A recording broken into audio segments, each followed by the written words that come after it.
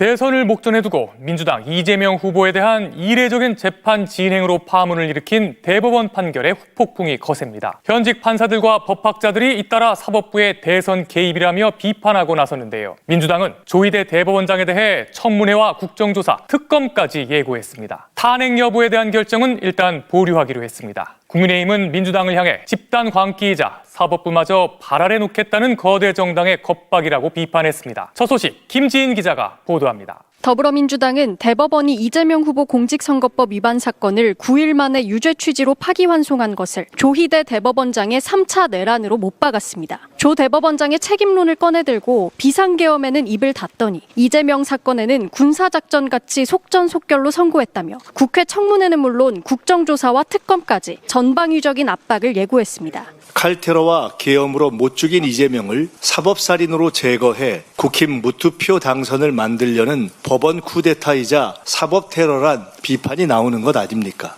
민주당은 파기환송에 동의한 대법관 10명 모두를 향해서도 6만 쪽에 달하는 전자문서 사건 기록을 다 읽었느냐며 기록도 안 읽는 거수기 법관은 대법관이 아니다. 국민 앞에 답변할 수 없다면 공개 사죄하고 자진 사퇴하라고 압박했습니다. 앞으로 남은 고등법원의 판단을 우려한 듯 사법부 대선 개입 저지 특위를 만들어 국민 대토론회를 열겠다는 방안과 함께 내란 특별재판소 설치와 대법관 증언 문제도 국민적 논의에 붙이자고 몰아붙였습니다. 민주당은 비상의원총회를 열고 조 대법관 등에 대한 추가 탄핵 논의에도 들어갔습니다. 대법원이 사법 내란을 감행하고 내란 속에 대행 한덕수가 대선에 출마하고 가용 가능한 수단과 방법을 총동원해 이 싸움에 임해야 합니다. 국민의힘 김문수 대선 후보는 민주당의 대법원장 탄핵 움직임에 반드시 응징하겠다며 곧바로 맞불을 놨습니다. 히틀러보다 더하고 김정은이 대법원장을 탄핵했다 소리 못 들었죠. 시진핑이 이런 일이 있었습니까?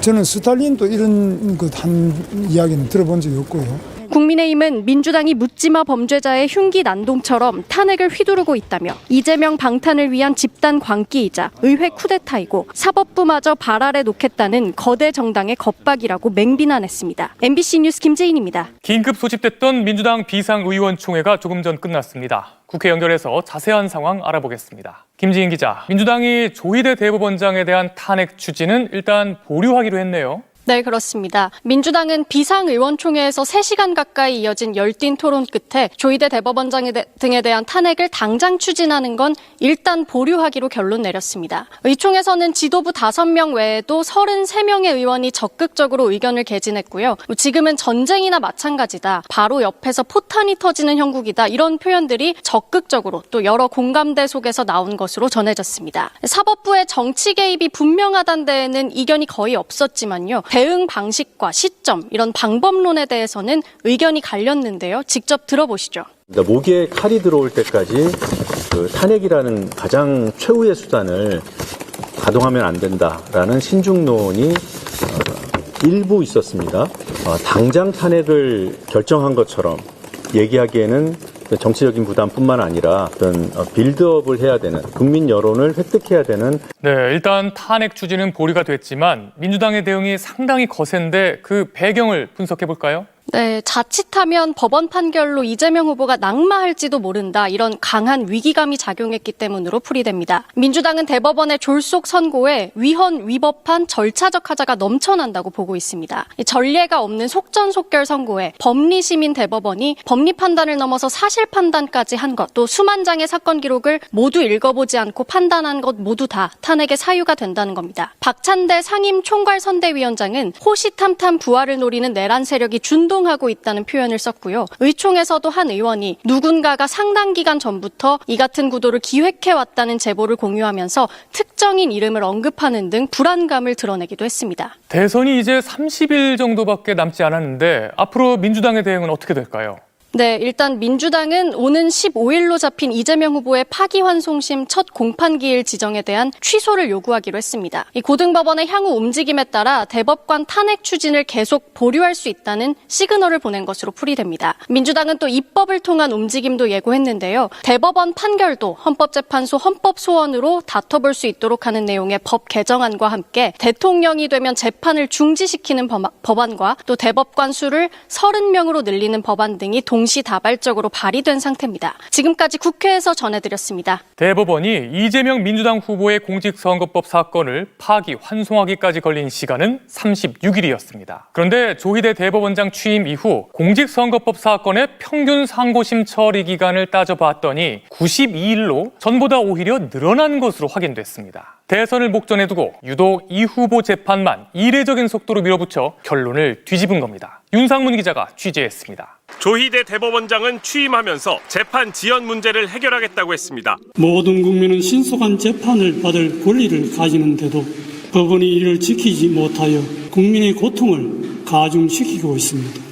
이번 이재명 더불어민주당 대선 후보 선고 때도 적시 처리를 도모했다는 게 대법원 설명입니다. 1심은 재판에 넘어온 날부터 6개월, 2심과 3심은 앞선 재판 선고 뒤 각각 3개월 안에 선고하도록 돼 있는 공직선거법의 이른바 633 원칙을 따랐다는 겁니다. 조희대 대법원장이 취임한 이듬해인 지난해 공직선거법 사건 판결이 나오는 데는 대법원에서 평균 92일 정도 걸렸습니다. 그 직전 해인 2023년은 평균 73일 정도 걸렸습니다. 취임 이후 더 오래 걸린 셈입니다. 그런데 이재명 후보 사건은 2심 선고 이후 36일 만에 초고속으로 이뤄진 겁니다. 조 원장은 직권으로 사건을 전원 합의체에 회부해 그날 바로 합의기일을 열었고 이틀 뒤 두 번째 합의기일을 열어 표결까지 마쳤습니다. 합의기일은 통상 한 달에 한 번씩 여는데 사흘에 2번 한 겁니다. 다수 의견을 낸 10명의 대법관 중 5명은 철저히 중립적이면서도 신속한 절차 진행이 필요하다는 공감대가 대다수 대법관 사이 형성됐다고 했습니다. 반면 반대 의견을 낸 2명은 전원 합의체의 요체는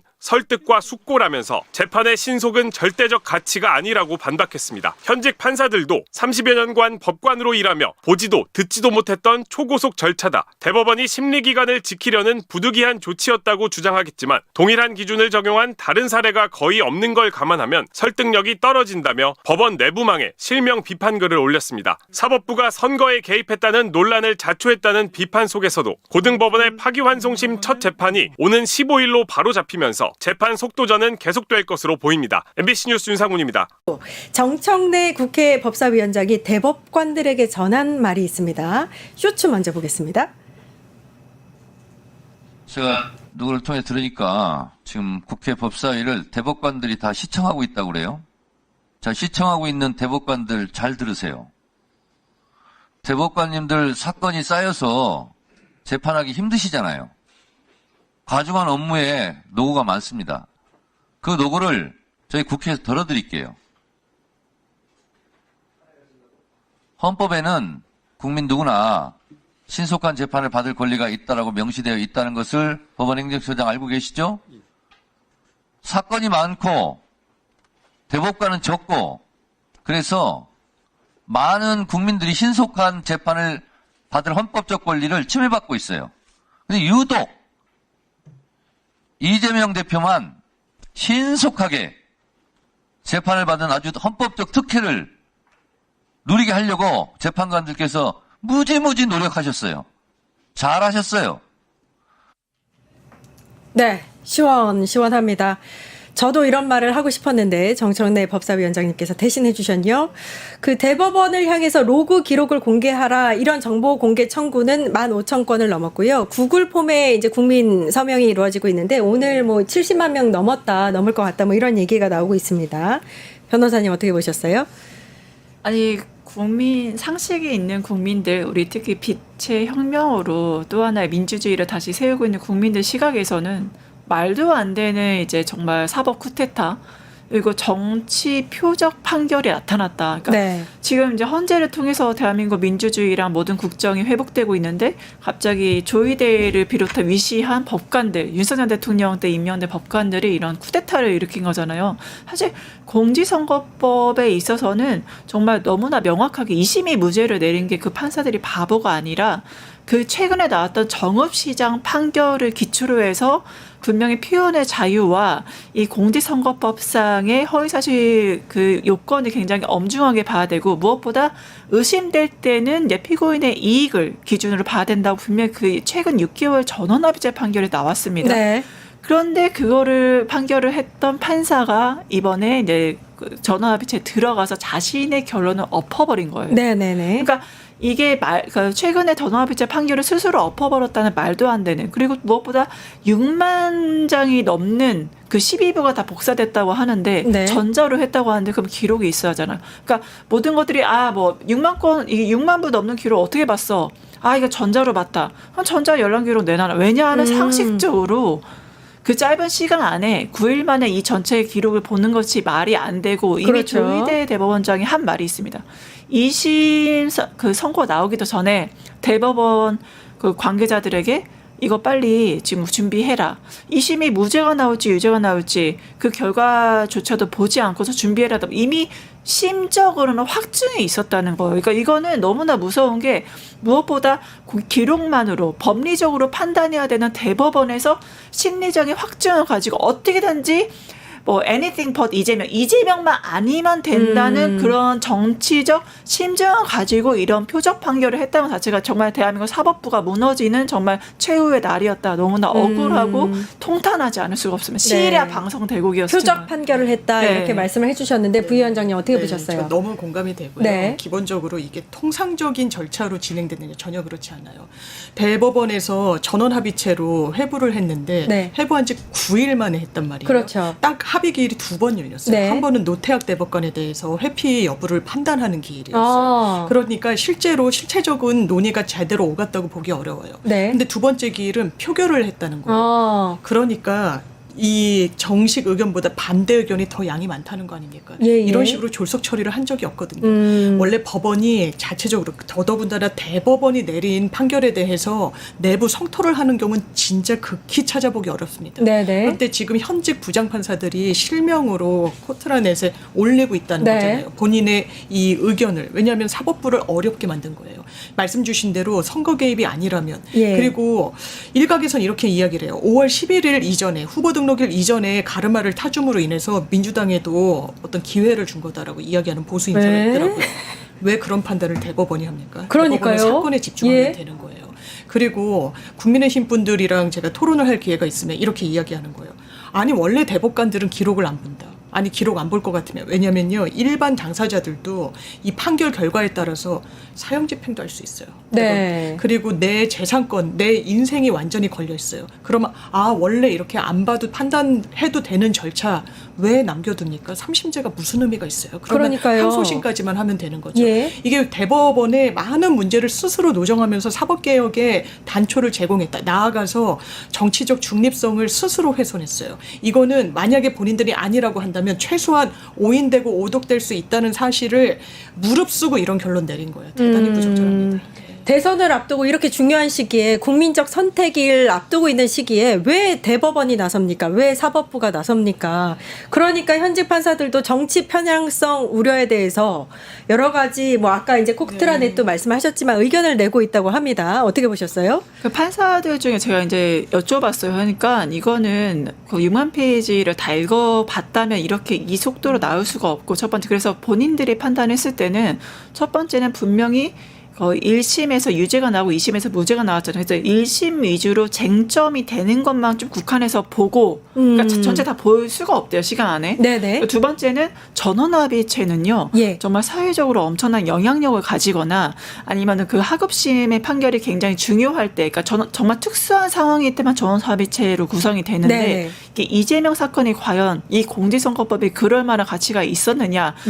그래 사회적으로 대통령 후보니까 그렇다고 하더라도 그러면 적어도 전원합의체는 서로 간에 충분한 상호 토론이 있어야 된다는 거예요. 상호 토론과 설득의 과정 속에서 전원합의체 판결이 이루어져야 되는데, 이것이 9일, 짧게 보면 2일 만에 이 모든 것들이 39일 만에 이루어졌다는 것 자체가 이미 심증이 다 굳어져 있었고 충분한 상호 토론과 협의가 없이 이루어졌다는 대표적인 반증이 아니겠느냐. 그런데 굉장히 절차상 공정성 부분에서도 문제가 굉장히 심각하고, 그러니까 법원 내부의 그런 망에서도 현직 판사들이 이거는 우리 대한민국 국민의 신뢰를 저버리는 거다. 어떻게 재판의 절차적 공정성과 신뢰성을 저버리는 일을 대법원장이 이끄는 이 전원합의체에서 할 수가 있냐고 성토가 나올 수밖에 없는 거거든요. 그렇기 때문에 무엇보다 제일 중요한 건 헌법 일주가 국민 주권주의입니다. 근데 그게 의미가 뭐냐? 국민의 손으로 직접 대통령을 선거해야 되는데 지금 형국이 어떻게 되냐? 딱 한마디.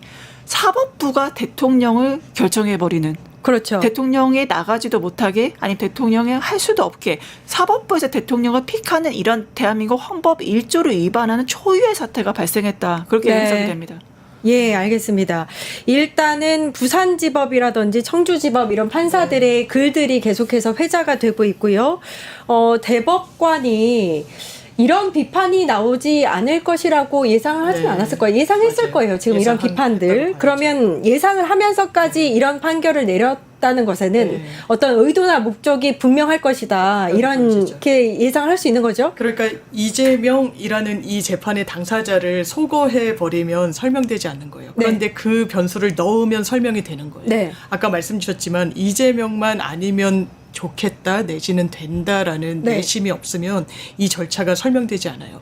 짚어주신 대로 왜냐하면 대법원 전원합의체로 올릴 때는요. 이게 전합 심리 절차 내규가 있고 법원 조직법이 있고 다 근거 규정이 있어요. 그 근거 규정에 따르면 재판 연구관이 먼저 보고서를 올리고 주심판사 원래는 소부에 배당이 되니까요. 주심판사가 의견 개진을 해야 되는데 그런 거 싹 다 없었어요. 배당되는 당일날 전원합의체로 회부했거든요. 그렇죠. 그러면 이거는 내심 이미 정해놓은 것 같다는 거예요.